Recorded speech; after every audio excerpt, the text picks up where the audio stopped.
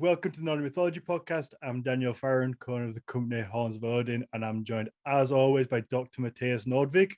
Hello, everybody. Welcome to the show.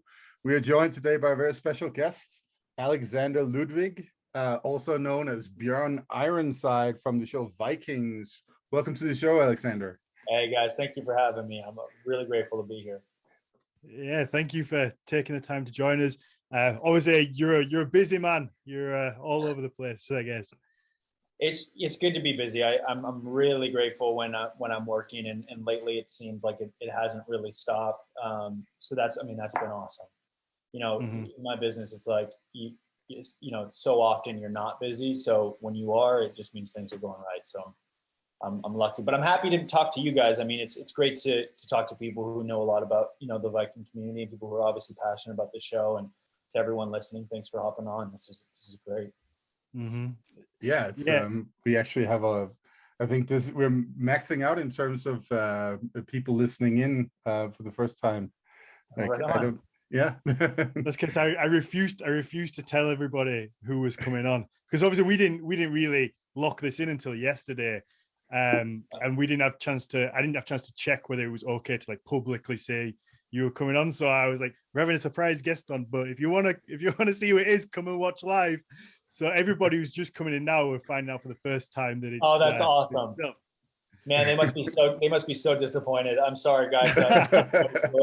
I mean, I will be honest. Someone in the Discord chat did say, "Is it Chris Hemsworth?" And I was like, "Fuck!" Don't say that. Sorry, guys.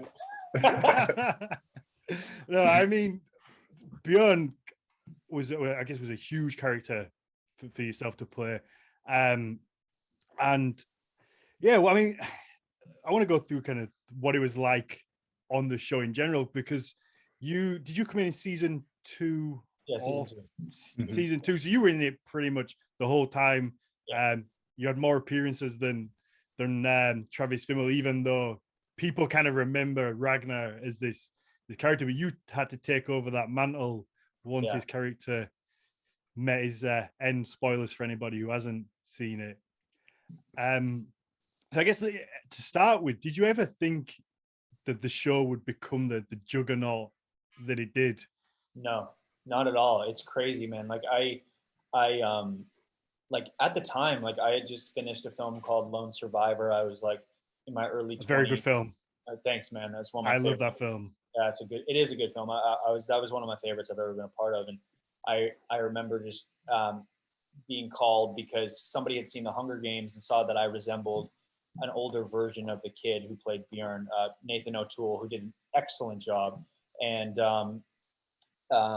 they were like, there's this show called Vikings, and they really want you to play this character on it. And they reached out, which I was obviously grateful for. But like at the time, it was kind of before what I would say is the golden age of television, where I think some of the best stories right now are on TV as opposed to films. And I always saw my career going to be in films. I didn't think that I would ever be on a TV show, because you have to sign on for like 6 years. And that's like a huge commitment. And not to mention, like, it's some show on the History Channel, and like all I knew on the History Channel was like Hatfields and McCoys, which is great, but other than that, it's like World War II documentaries. I was just gonna say, I was like, who the hell is gonna watch this? And I watched the first season of Vikings, and I was just like, holy shit. Like, I didn't just get into this business to be a part of things that are like just big successes. Obviously, you always want that, but what I really care about is doing great work and things that I would be proud of, and that I would be a fan of, and that I would watch. And I was like, this checks all those boxes for me. It's an amazing show, incredible talent, and I would love to be a part of this world. So I spoke with Michael Hurst and the president of MGM at the time, who kind of took me through the trajectory of Bjorn Ironside's character. And it's like, he's going to go from a boy to a man, to a warrior, to a leader, to a legend. And we're going to follow him from basically a kid to up until he's got his own family and is the king. And I was just sitting back thinking, like, what actor on the planet has a chance to show in success, obviously the show has to get picked up, but in success, a trajectory of that many years, that is a gift that nobody gets. I can't think off the top of my head somebody who's ever been able to show that. So for me, I was just really, really grateful for the opportunity. And of course, I met with Travis and Catherine, who obviously are now some of my best friends and always will be. And it was just a no-brainer. So, the first 2-3 seasons, nobody knew what we were. People were like, "Oh, you're on the show Vikings." Like, cool. Like, unless you were a diehard Viking fan, like, which there were for sure. Like, and I'm so grateful for the original fan base, because anybody who followed the show from the start is like a massive Viking fan. Yeah. But then came like season 4, and I just noticed this huge shift where it wasn't just people in Dublin, Ireland who knew about our show. It was people all over the world. And MGM was releasing Vikings on like HBO Nordic, Netflix, and all these other places. So they got a ton of exposure overseas that we wouldn't be able to get just on the History Channel in North America. So suddenly the show had just blown up in a way that none of us ever saw coming. And now I'm so grateful to say, not only is it like a calling card for me, but it's just like, it's one of my most proud experiences. Like I will never have an experience like Vikings ever again. It was just it's one of a kind. It really is. And I'm so grateful to have been a part of it. Yeah. I mean, I think there's a lot to say about that, actually, because this show has also defined so much in terms of how the public relates to that period in history, and also now relates to Scandinavia. As a Scandinavian, I mean, there's so much I encounter living here in North America that has to do with Vikings. Like, that's what people know us for, Yeah.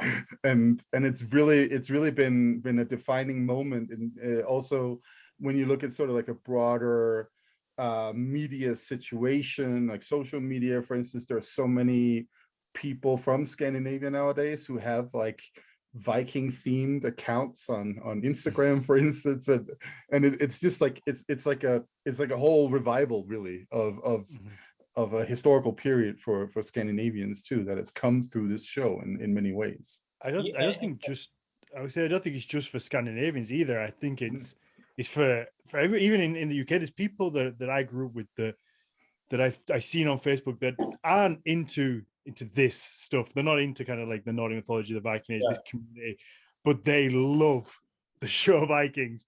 And they're posting. You can see them posting when the new series comes out, and you've got the last episodes on, and people are going, these are people that I grew up with that I never would have thought would have been interested in this kind of thing, but they've been drawn into it by this amazing TV show that's brought so many people into this community.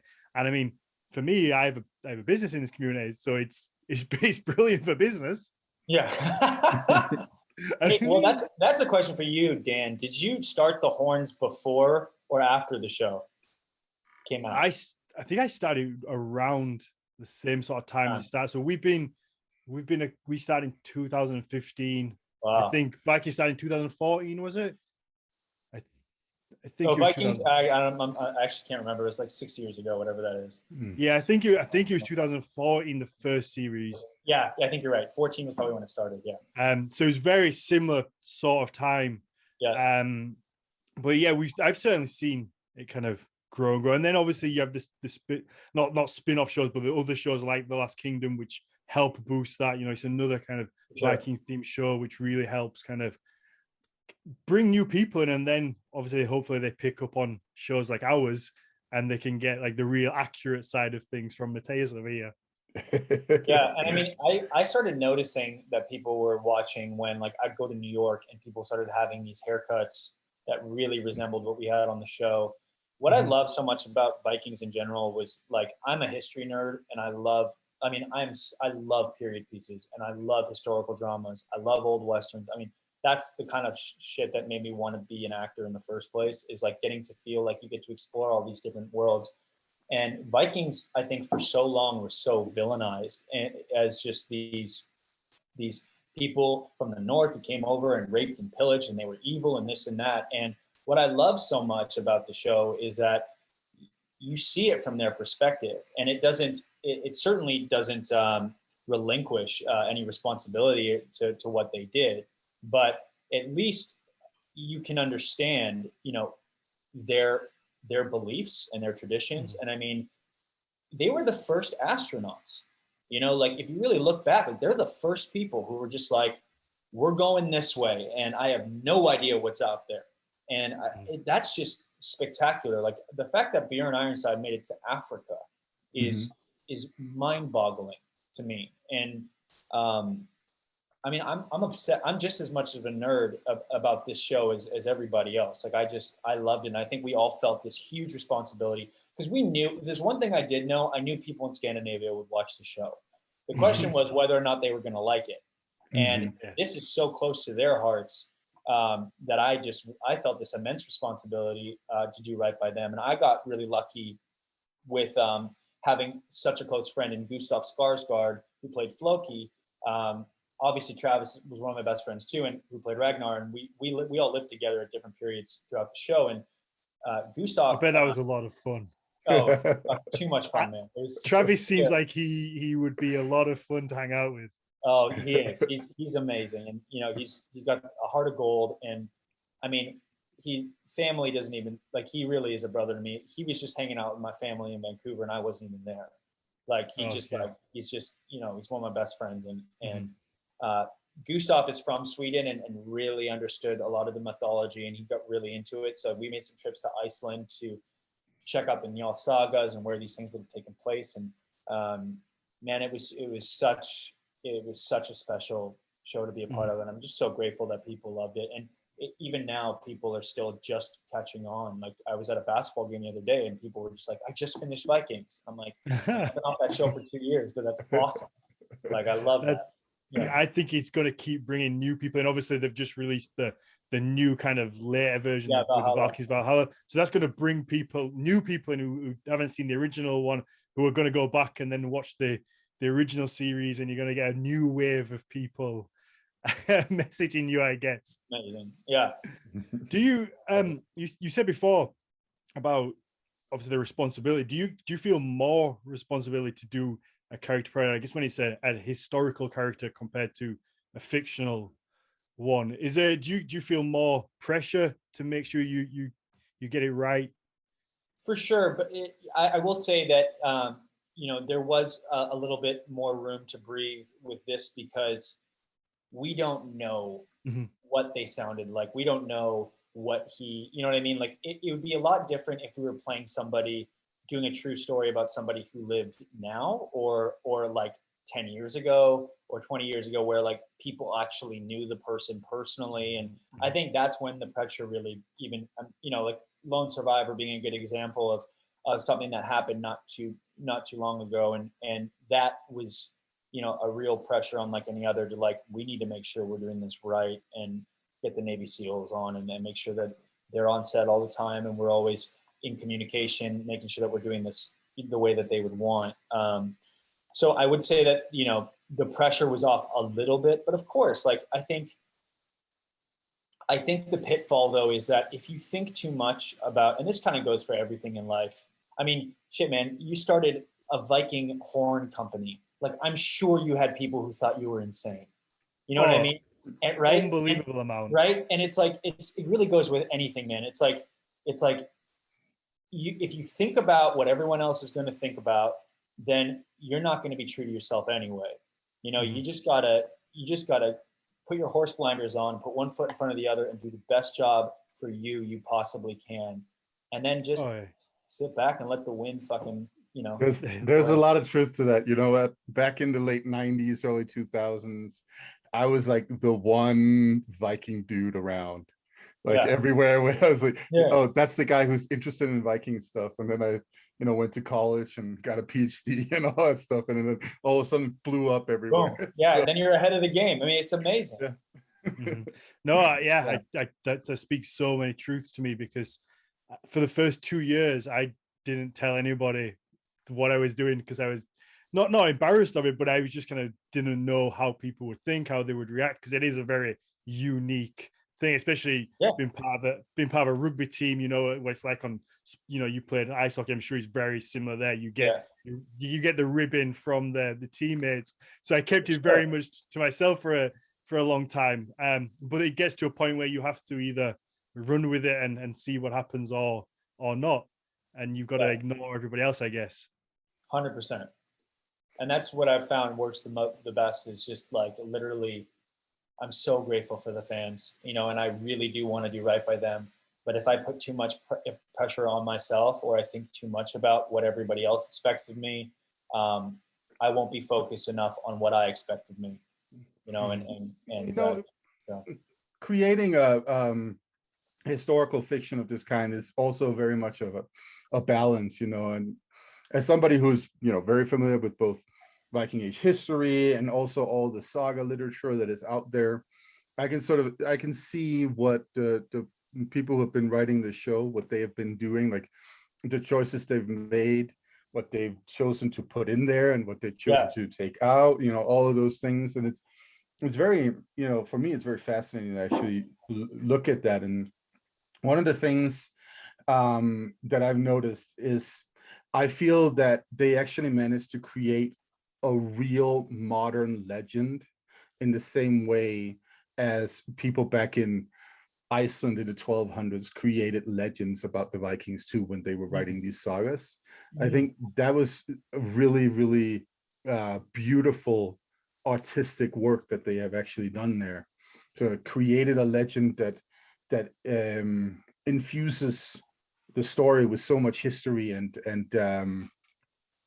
displays really the historical aspects of the Viking Age to the best of their ability, in the sense of also making it interesting and fascinating to keep watching for several seasons over. So I think that was really, really awesome. And I want to point out, you're saying you wanted to do write it by Scandinavians in that sense too. I think that's really great, because, you know, as we can just see in our chat right here, our resident Swede Frederick is asking if you've visited the mound of Bjorn Ironside in Sweden. You know, that's one of the things, like we Scandinavians, there are spots, like locations in Scandinavia that we can go to, and, you know, the historical legend says this is here where that guy is buried, you know, those kinds of things. So it's like it gets that close sometimes, you know. No, and I so appreciate that, and like coming from you, like that means a ton, because you saw it for what it was, which is, you know, if you wanted to tell the story about all these people, you would need to do a ton of different shows. But they found a really interesting way of threading a needle, and keeping it historically accurate at times, when also bringing in elements of storytelling and dramatization. Like Bjorn Ironside, for example, never died the way he did in the show. He lived actually a very long life. He escaped through Greek fire after kind of pillaging Africa. With most of the boats got destroyed by pirates, and he made it out. But for the purpose of the show, and for the purpose of being able to continue and telling the other brothers' stories, this was, I think, the right choice. And what Frederick said, Frederick, don't kill me, but honestly, that is somewhere that I really, really tried to go to. And I can't remember where in Sweden it was, but I actually looked it up, and I really wanted to find it. Gustav and I did travel to Iceland. I was there and back about 3 times, meeting actually authors and seeing different places in the sagas. But the mound is a place I really do want to visit, and I think it would be really special. And I hope I do one day. I don't know why I wasn't able to, but what I can say is that as the show continued, my schedule did get insane. We got to a point where we were shooting 11 months out of the year. And then with the 1 month break we had in December, I'd be flying home to Canada to see my family and then going straight back. And of course, as the show continued, my part kind of got bigger and bigger. So I was basically on set every day, and I couldn't even leave for the weekend. So the travel kind of stopped around season 4 and stuff, but I would love to go check that out. Frederick actually just said it's kind of close to him. So if you ever do get there, you have a guide. All right, man. I'll look you up on Instagram, and then and we can go together. Yeah, awesome. I imagine it's Everyone's insanely, invited. Yeah. yeah. I imagine it's insanely hard to do, especially because I guess you'll have a certain level of promo you have to do as well as part of the show. You want to get it out there. You go to, like, do you go to Comic Cons and that kind of thing? Yeah. Yeah. So yeah. I love that, man. I love those. Like I just went to Dusseldorf with Travis, Gustav. I mean, it's a great reunion for the cast too. Oh, I you know, bet. kind of thing. It's amazing. Yeah. And you get to meet the fans, which I guess must be amazing. It really is. It's funny because, and I mean, this just kind of goes for everything in the world. Like, you can go to one place and, like, you'd expect the show to be big there, and it is, but not nearly as big as you think. And then you go somewhere else where you're like, what the fuck is happening? Like, I remember I went to, well, Iceland was like an obvious one. I expected it to be big. I didn't expect it to be as big as it was. That was insane. Like, I walked down the street, people were jumping out of their cars. And like, if I went to Uruguay, it was mental. I mean, like, it felt like the entire country had watched Vikings. But then in the States, for example, it's taking till like now. You know, it's like I went for dinner like 2 months ago at this restaurant, and it was the coolest experience I think I've ever had in my life. Where until this podcast, until now, no, with a fan, where the table beside me, I had my hat on, the table beside me started talking about how much they loved Vikings. And they were freaking out about the characters, and they were talking about the show, and they had no clue that I was literally sitting right beside them. Oh, really? Yeah. So I tapped them on the shoulder and I said, "Shut the fuck up! Stop talking about me." No, Did you? Of course, I went up to him and I was like, "Man, thank you so much, dude. I'm so happy you love the show." And he was like, "What?" Oh, wow, yeah. It was amazing. Yeah. No, I would have been disappointed if you hadn't have done that. If you just walked out. No. Would have broke. No, I could never. That I was like, this is going to be. It was amazing. It was an amazing experience, and like that was kind of for me like a very jarring one of like, wow, like the show has gotten like to the point where like I can be sitting in a restaurant in Georgia and somebody's talking about it like next to me. Like that's an incredible experience. That's what it's amazing. And all you got to do is just smile and say hi, and you make people's day. I mean, that stuff is really special. That must be surreal.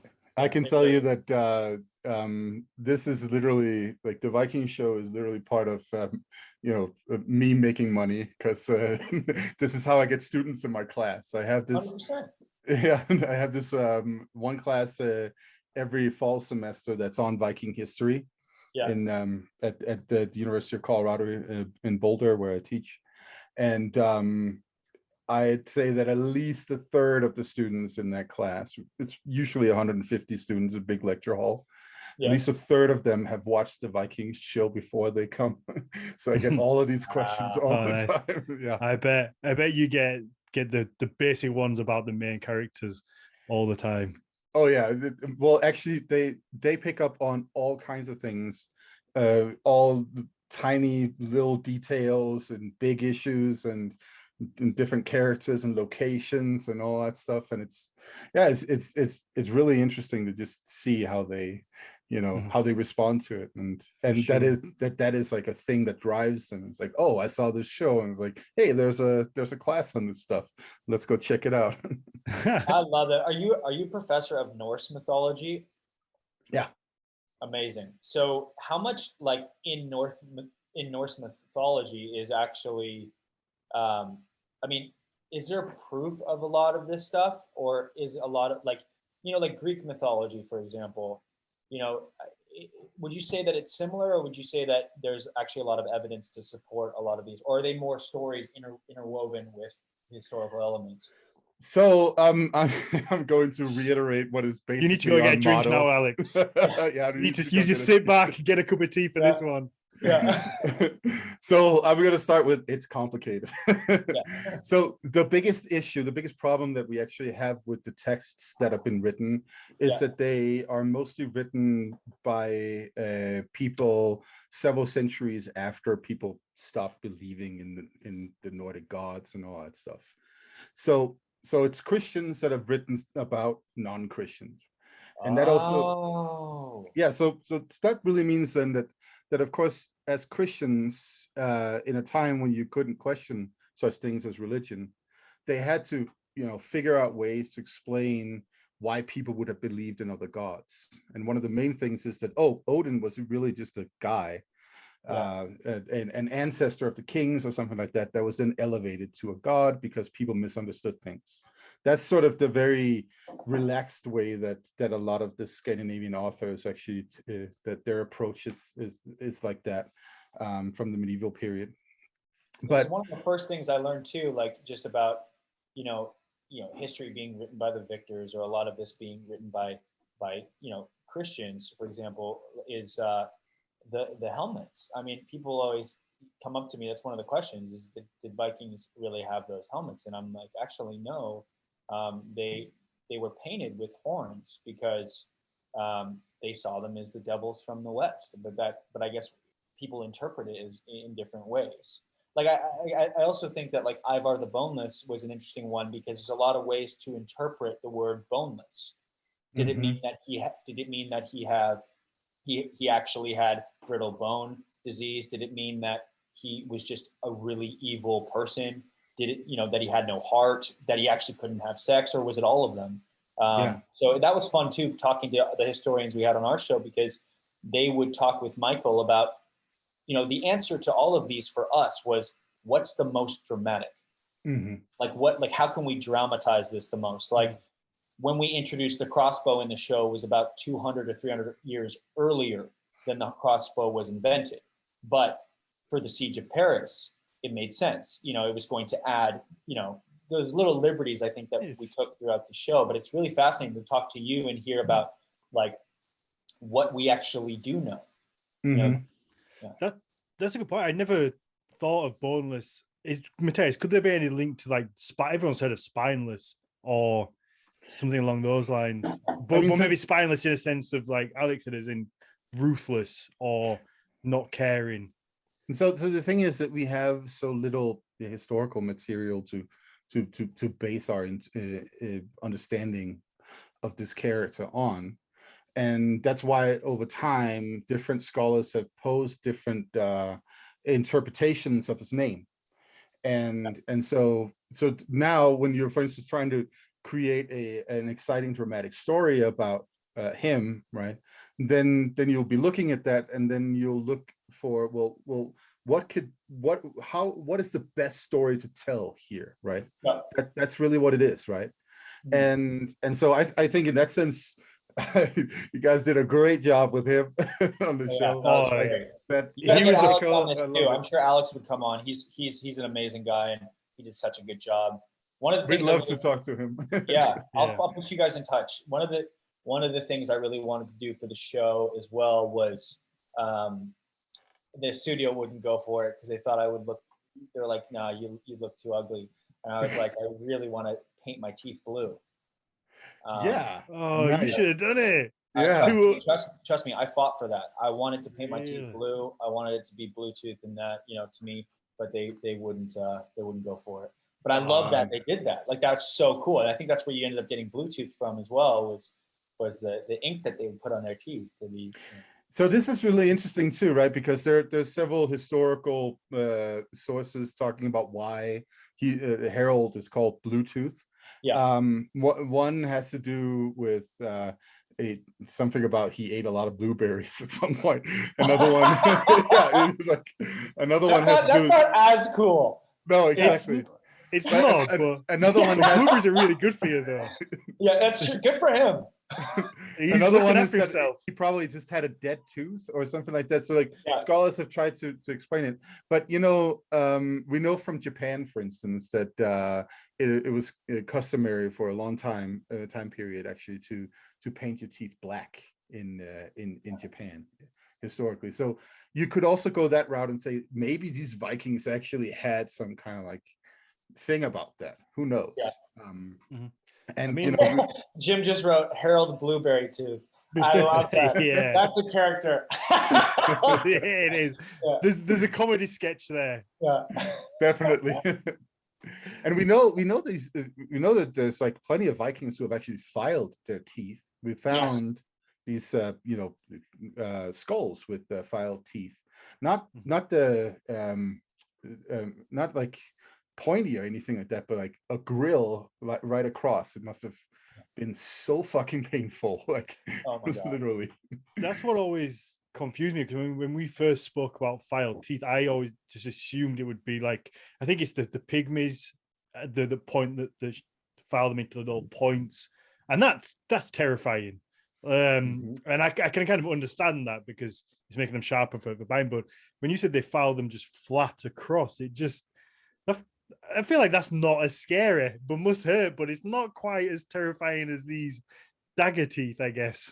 Oh yeah. Yeah. I mean, the most terrifying thing to me about them, and one thing that I loved so much about them, and I tried to put it in a lot, and of course you're going to do the war cries, you're going to do all that. Like you can only imagine that they would be amped up going into battle. But what I loved about them so much was their acceptance of death and how they saw death. And can you imagine being, a Christian people with, being brought up on heaven and hell, and, you don't know where you're going to end up. And then you see these people in battle, so excited to die, or at least go to battle. I would have freak anybody out, man. Terrifying, Yeah. like just the idea that they could be smiling or they could be excited while you're terrified to go to war. I mean, that to me is the most intimidating thing about them. Mm-hmm. That is a good point. I mean, the war tactics of those kinds, right? We know them from multiple societies. The idea that, oh, it doesn't matter if I die, I will be just fine regardless, right? That has got to be some of the most terrifying people to stand in front of. Yeah, like watching it's psychological warfare. Yeah. Yeah. Oh yeah, and it really does work. Like I said, putting a comparison back to sport, when I was playing rugby, if there was someone across from me that kind of didn't seem to care, or was a little bit kind of not unhinged, but you could kind of get a read off somebody that they're really not bothered about maybe hurting themselves, it makes you think twice. And Alex, like you say, with you playing ice hockey, is a very physical game. You there is that mental warfare before you start kind of getting into each other's heads. I played rugby as well, and oh, nice. I mean, it's such a great game. I loved it. That camaraderie and that feeling. I mean, I think that's why sports are so great too, is like, it's kind of our version now of still feeling like you're a part of a tribe and you're part of, doing your own version of going to war, except it's a game. But acceptable type of warfare, I guess. Exactly. Yeah. So to take it back to the show, until you mentioned it earlier, I didn't realize how much of this journey was emphasis on Bjorn. Obviously, watching it at the time, there's so much emphasis, I guess, on Ragnar, and everybody's following his journey, and then it kind of ends, and Bjorn has to take over from that. But as you said, from day one, we followed the birth of Bjorn from child to this legendary figure. So it kind of is mainly Bjorn's journey in the end. So yeah, that must have been, like I say, a fun thing to do. Yeah, I'd like to say that I knew that going into it. What I knew was that the character was going to grow. I knew that the potential for him to take over the show was there. But when and how, we did not have that plan. And Travis was so exceptional as Ragnar, and I say this again and again, and I mean it. We wouldn't have had Vikings without him. That character was so special, and I admire him so much, not just as an actor but also as a friend. And I remember feeling, as we continue, because Travis's character Ragnar wasn't supposed to continue. Originally, he was supposed to die on season 1. No way. Before I even signed on. And it was already doing quite well when the show kept going. They figured they were going to continue that story, so they did. I came on in season 2, and the time they decided to finally kill him off, the show had already become such a big success at that point that the pressure on me was immense. And I, from my feeling as a fan of the show, obviously, I just wanted the show to be great, but I also knew that the right successor to that was Bjorn.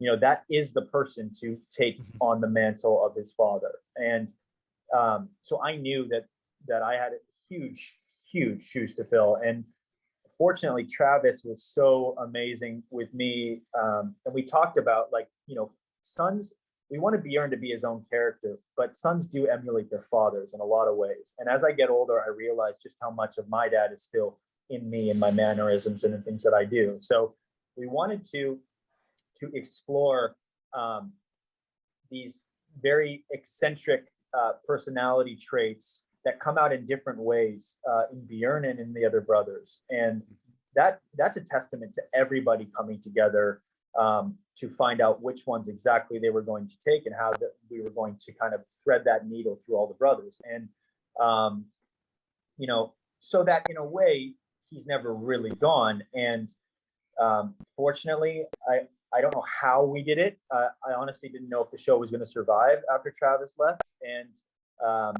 we continued to grow. And that's a result of just every single cast member and the crew just continuing to put, you know, an immense amount of effort into the show. So I'm just very, very grateful that people welcomed it with open arms, even when at times I was skeptical that the show would continue. So yeah.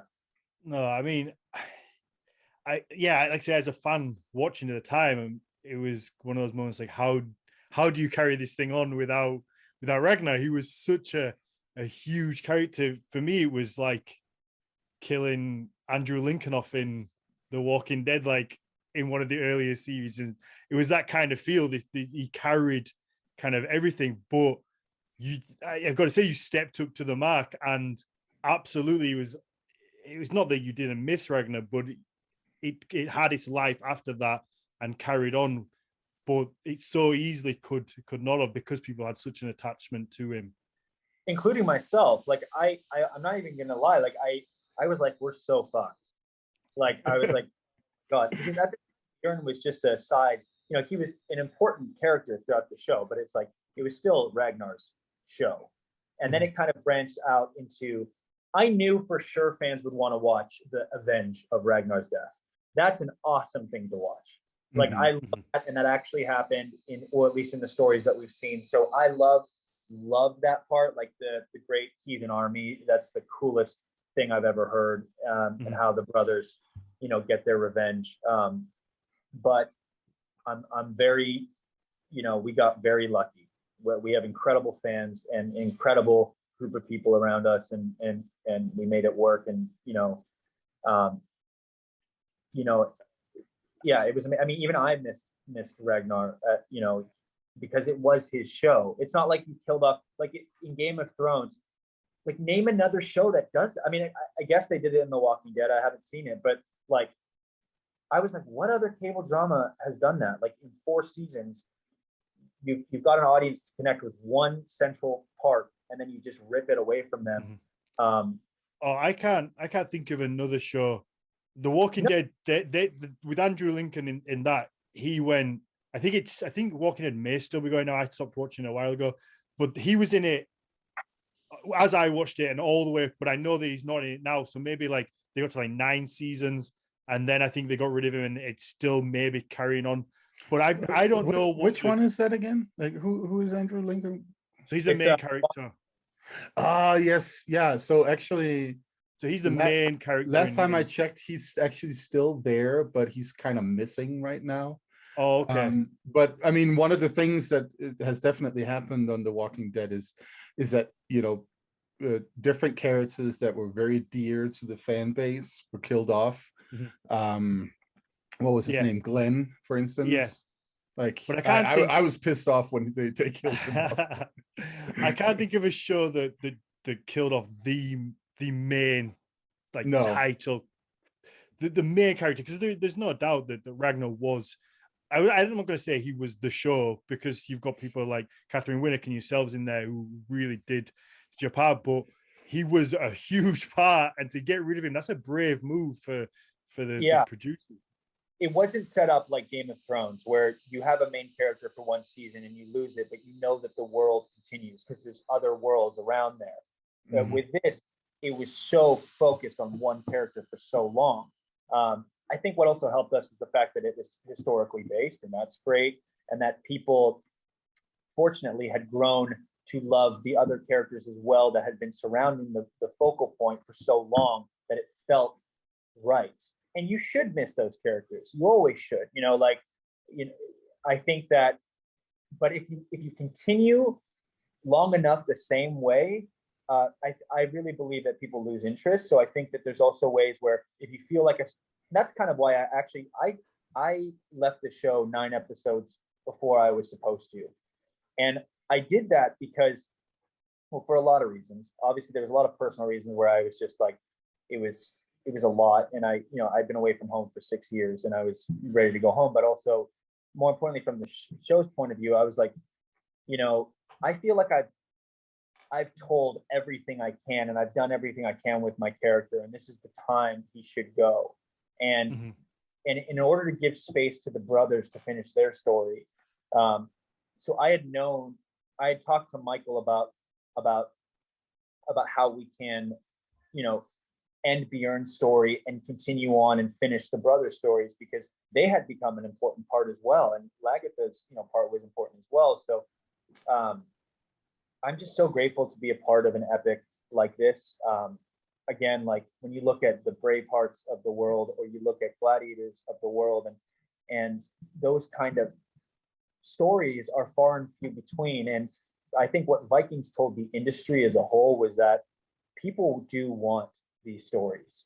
There is nothing against superhero movies and all that. I love them. They're fun. They're great, but they're not the only thing that people are going to show up for. And Vikings was an example of that. And those are the kind of stories I want to be a part of, So, I mean, from my perspective, I would say that a show like Vikings is a lot more relatable than the superhero movies. I can watch a superhero movie for fun. It's great. But the shows like, as you're saying, like Gladiators, Bravehearts of the world, that kind of stuff, that's the stuff that I remember.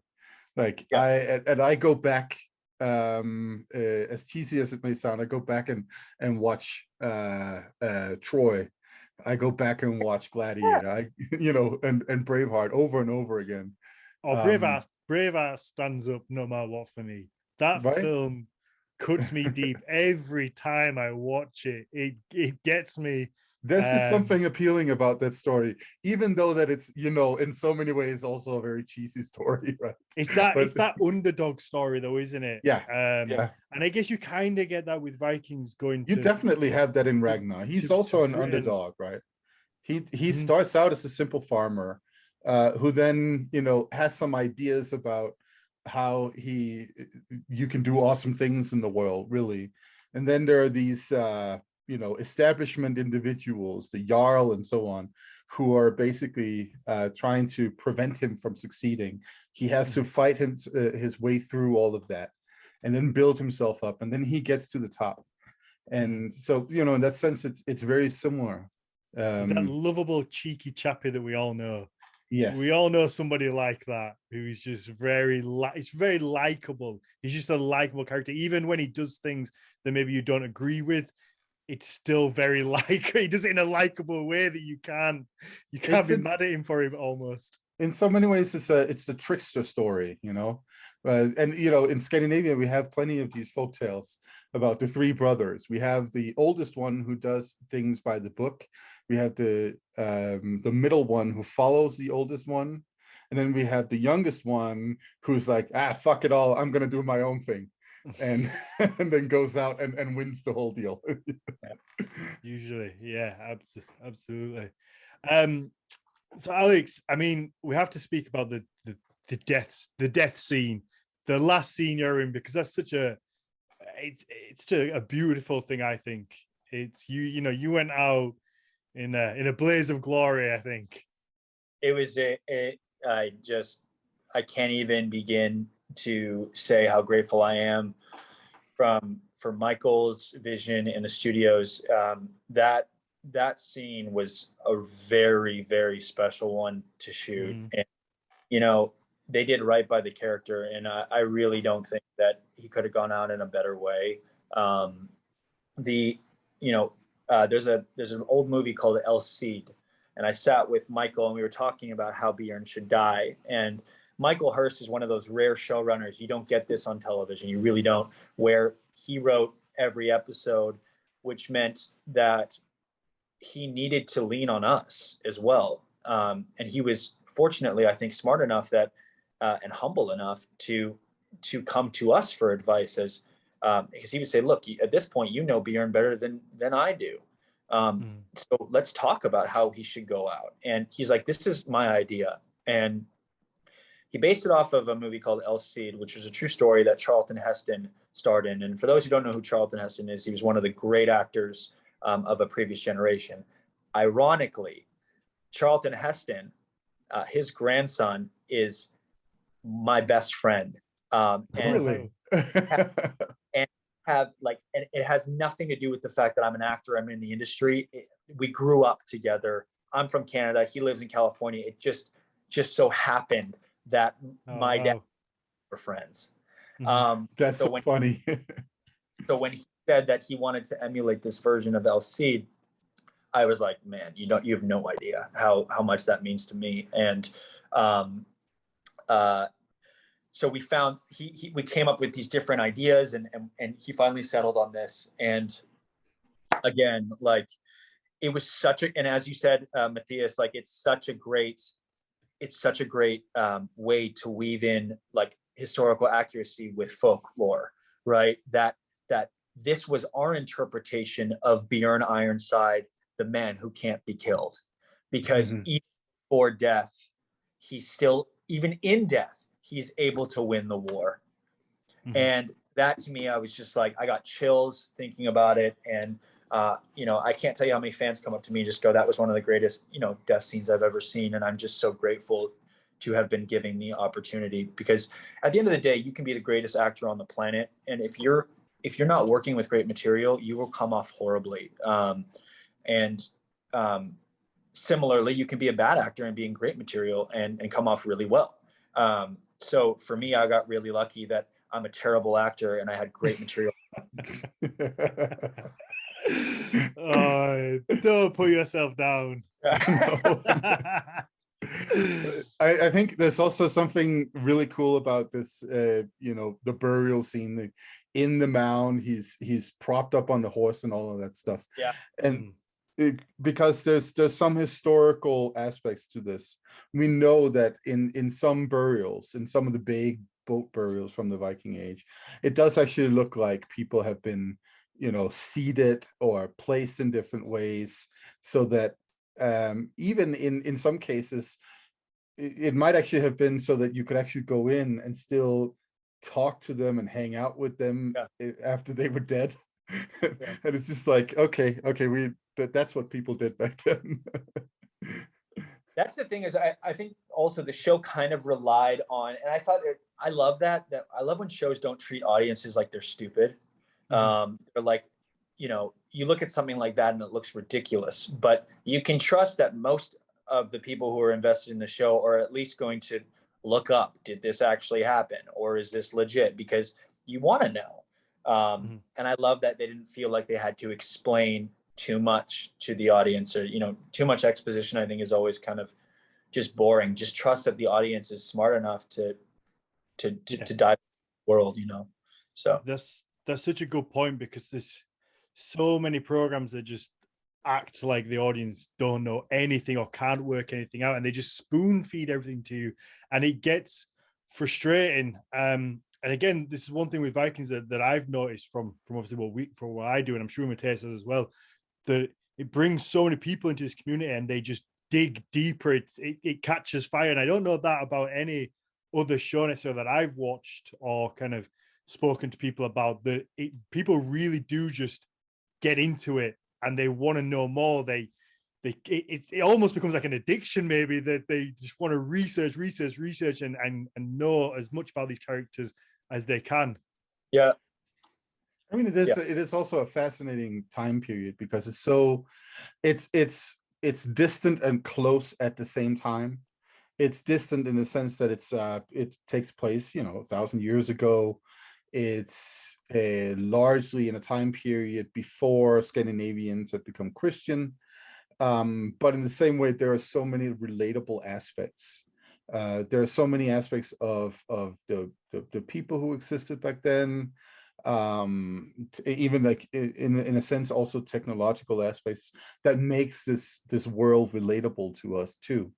So it's right there, making a show about the Bronze Age in either England or Scandinavia. I think that would be some like really too distant for us because it's just not near in the same way. But Vikings, that works out perfectly, and I think that's also part of what draws people in and then makes people really interested in finding out more. Like, what was it like? What kind of tools did they use? What kind of clothing did they wear? All of these little detail aspects, right? And I mean, as somebody who has grown up in Scandinavia and for a long time also been at least on the fringes of the whole reenactment community that we have out there, because like Vikings is the main reenactment that you get in Scandinavia. So many people do that. You have Viking markets everywhere in the summertime, these little markets that show up where people sit in Viking tents and do crafts and dress up as Vikings and all that stuff. And it's just like the thing that fascinates people. And again, nobody thinks in the same way about the Bronze Age, or the Stone Age, or something like that.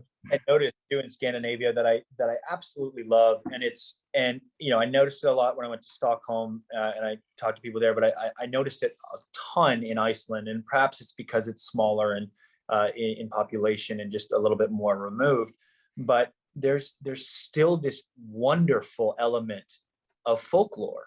Like there really is, like, I mean, to the point where like I'm in Iceland and this Icelandic guy I met, actually funny enough named Viking, told me that his mother will stop in the middle of the road to let the trolls pass across the, like, and yeah, connection to the earth and to nature and this respect for the world that I personally connect with on a huge level. Like I never feel more at home in my life than when I'm in the mountains, and in specific when I'm in Whistler Mountain in Canada. That's where I spent most of my time. And like, to me, like there's just something about that fills my soul. And getting to shoot Vikings and getting to be a part of like this tribe of people that share that same belief, but even on a much grander level, it was amazing. I remember in Iceland we went to this spot where they would have what they their ting, right, where all these people and all these tribes from all over Iceland would meet once a year to discuss everything from politics and whatnot. And they chose this spot because they felt that it was the most spiritual spot that they could find to hold their thing. Now, they couldn't have known that what was underneath them at the time. They only felt their connection to the earth and the nature around them. What blows my fucking mind is that where they decided to have that was literally between two tectonic plates. Mm-hmm. Like they chose that based on how they felt when they were there, which meant their connection to their environment was so deep and so spiritual. To me, that's just incredible. Mm-hmm. That something about this area was really special. And when you go there, it's wild. I actually think Game of Thrones filmed in that area as well, just because it's stunning. It is a really cool thing to see. Yeah. No, I mean, that's some of the stuff that I've the traditional relationship to land, and sort of the infusion of mythology into land, and especially in context of volcanoes, is what I've been doing my research on. And it's really interesting to see that there is a very, very consistent idea in Iceland of the world around me is alive. This is something that the first Scandinavians who came there, they had a realization about, and it has been there since. And you even see it in contemporary modern Icelandic environmentalist movements. The same feeling, the same way of relating to their world. You get that in other parts of Scandinavia too, for sure, but it's much stronger in Iceland, I would say, and it's definitely because this has been kept alive in a smaller community, whereas, like, you know, in Denmark and Sweden, we've been overrun by civilization, you know, those kinds of things.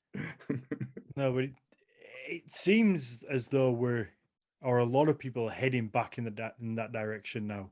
They're trying to find those spiritual roots, and I think that again leans to maybe the popularity behind TV shows like Vikings, things like that, because people are just looking back, especially I think North Americans.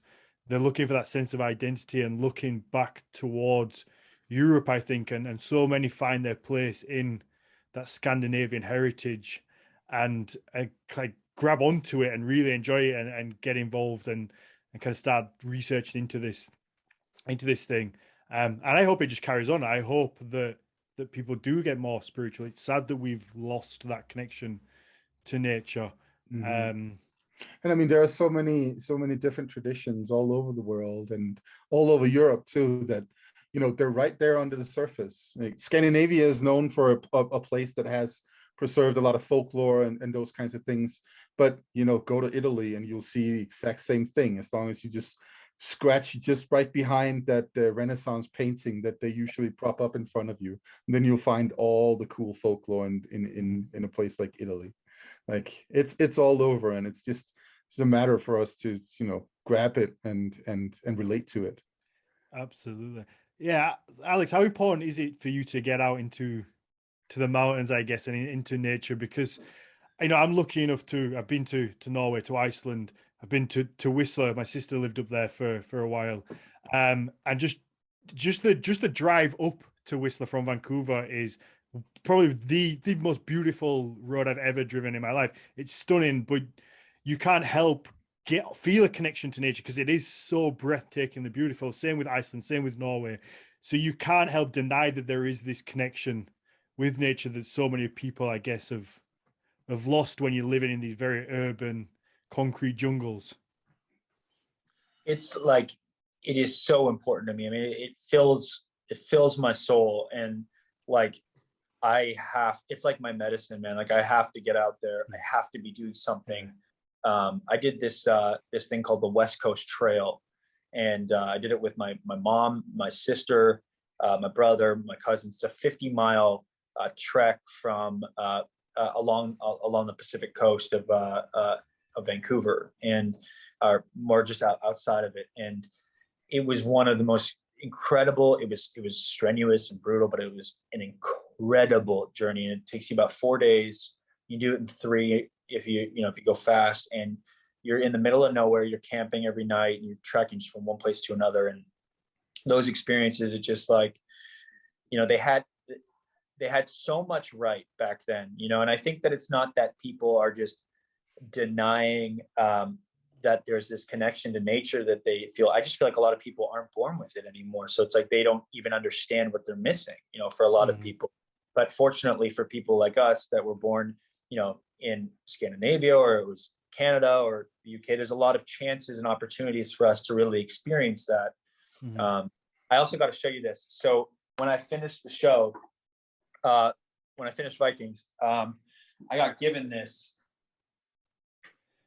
Oh yeah, we were going to talk about it before, but Wow. we said to hang on. Look at that. They made this, and for people listening, this is Alex is showing. I'm assuming it's going to be Bjorn's sword. It is. So that's it says Bjorn Ironside in Old Norse, inscribed there on the other side. Nice. Yeah, wow. That's badass. I meant, is that the one that you would film with, or is that like a replica that they make? That's the one I had when I was on the horse. Oh wow, okay. Yeah. That must mean a lot. That's cool. What opportunities do you get to just keep stuff? Because I just want to keep everything when I'm filming. I mean, like I want to, if I've worn it or touched it, I'm like, that's mine now. That belongs to me. I was pretty cheeky. I walked into the Great Hall and they have all these incredible antlers. Like, I mean, just spectacular. Mhm. And I walked up and I took these huge antlers off the wall and I just walked out and I'm like, what the hell are you doing? I'm like, I'm taking these home. I've earned so Yeah, I'm shipping them home for me, which is great. yeah, I think you've got to because you must grow an attachment to the things you wear and the things around you as much as we do watching it. But you're there and you're able to just sneak them away, I guess. Yeah. Not everything. Yeah. Well, the things you're willing to tell us on here. Exactly. Secretly, you've just got a bag full of stuff that you stole from the set. that no one knows about. Yeah, I think we're getting close to kind of like an hour and a half. I don't know if there's anything you said that you love history and you're interested in this stuff. Obviously, there's an actual Nordic studies professor there. I don't know if there's anything you've ever wanted to ask, maybe from being on the show, or that you were curious about. Maybe I know I'm putting you on the spot there. One story, Matthias, if you can think, that you wish that was told on the show that wasn't. Is there anything in specific you're like, I wish, or do you think that there's a period that wasn't touched on that you wish it was? Oh, that's a really good and That is a quite, good question. quite big question too. Actually, if this is just because I'm Danish, I think I wish that there had been a little more focus on Eastern Scandinavia throughout the show, and like characters from Eastern and Southeastern Scandinavia. That goes both for the Swedish area and also for the Danish area. I mean, credit is due to the fact that they do, for instance, portray places like Hedeby and so on. But I wish that there'd been a little more focus on that, because arguably, so the problem with the Viking Age is that we have so many awesome stories from the northwestern corner, right? From Iceland and Norway. That's where a lot of the stories are centered around.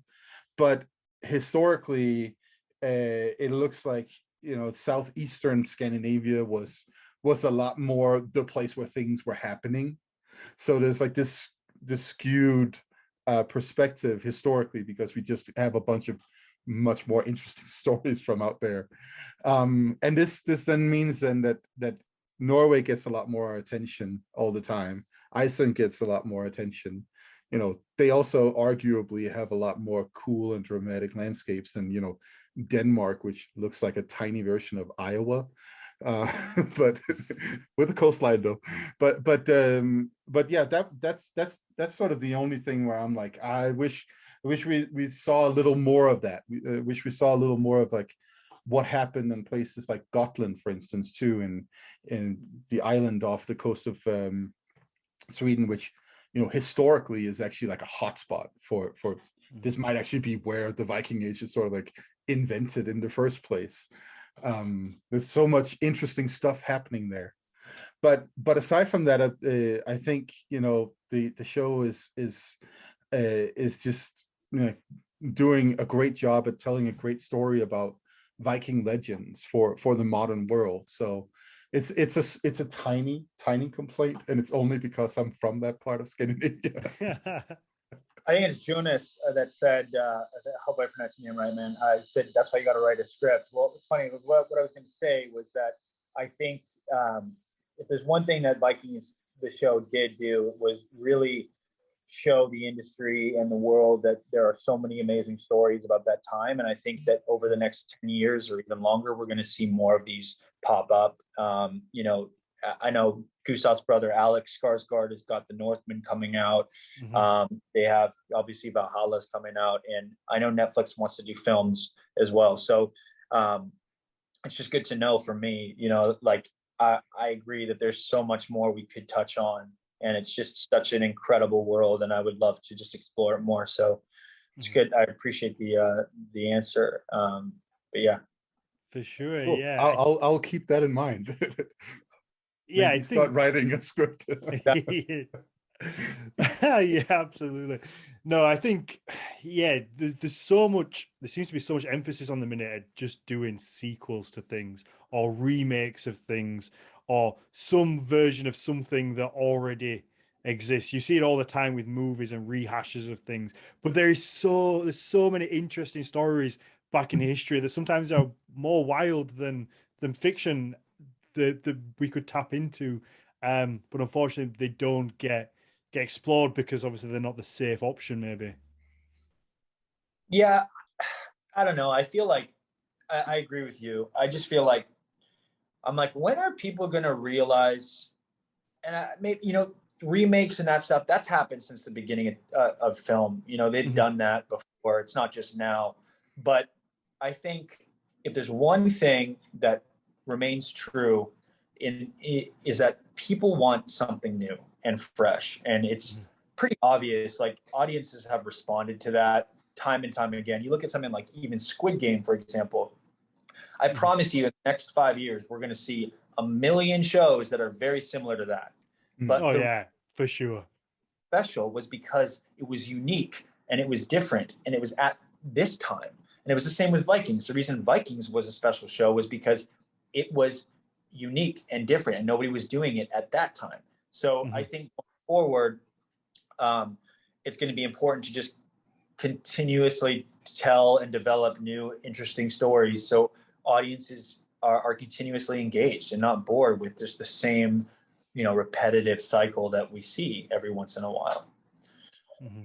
I very much agree with that, and that's also why, speaking of the Northman, I'm so much looking forward to that movie coming out, because I just know that the product that Robert Eggers is capable of making is just going to be phenomenal. I'm so much looking forward to it. Yeah, me.